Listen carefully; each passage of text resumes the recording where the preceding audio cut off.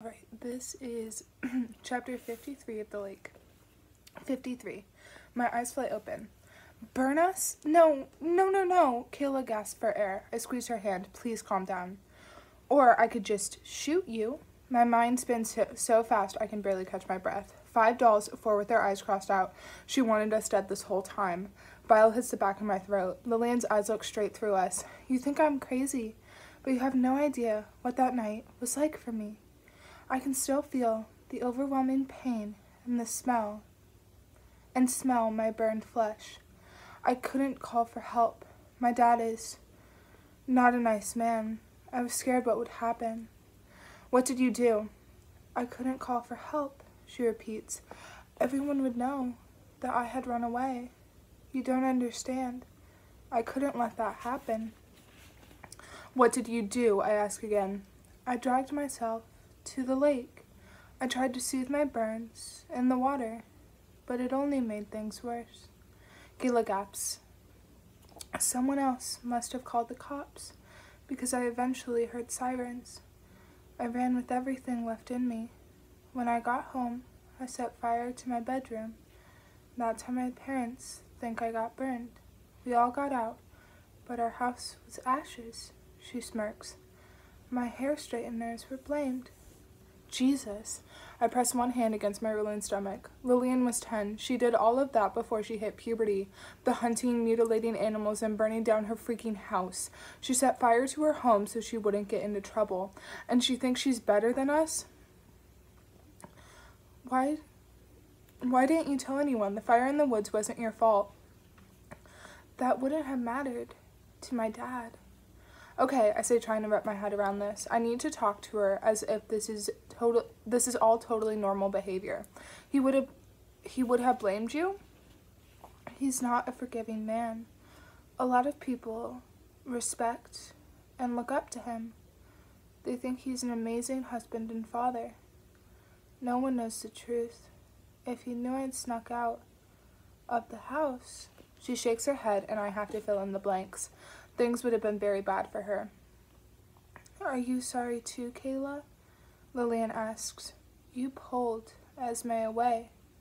I saw her turn back to help me. Kayla was scared, I say. I wasn't asking you, Lillian snaps. Kayla can speak for herself. Of course, I'm so sorry, Kayla says, her voice husky. She clears her throat. We never meant for anyone to get hurt. We liked hanging out with you. Kayla's making it sound like we were all friends that night. It's a good move. We didn't like it, though. Lillian showed us the head of a deer that she had hunted and killed. It made me nauseous. I was instantly petrified of Lillian. Kayla completely freaked out when she saw the deer's head. She started screaming at Lillian that she was a freak. Lillian lowers the gun to her side. I press my arm into Kayla's, willing her to understand what I can't say. Do not move yet. That gun can be raised quicker than we can reach her. She's not close enough. Kayla seems to get it, or she's just thinking the same thing because she sits perfectly still. Did you send that CIT pamphlet to everyone there that night? I ask. Yes. I wanted you, Kayla, Jake, and Ollie here. Rebecca?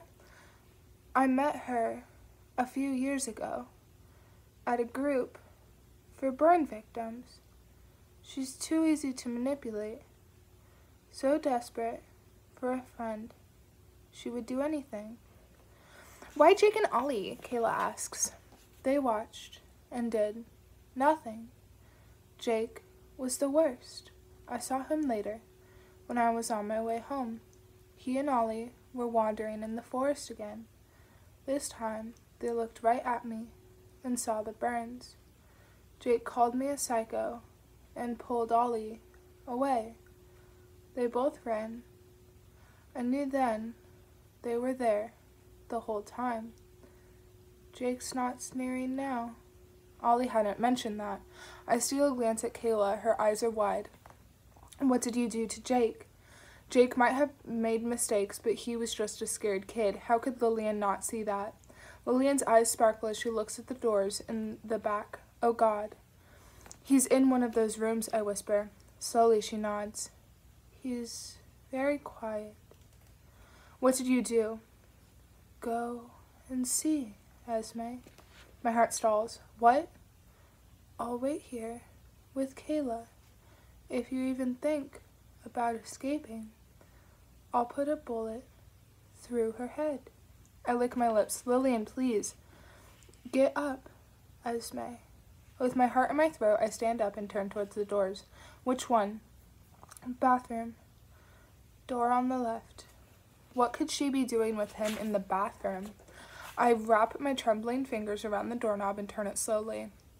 Go on, Lillian says. The door creaks as I nudge it open. There is a bathtub. Jake looks at me from the tub, eyes wide, pupils dilated.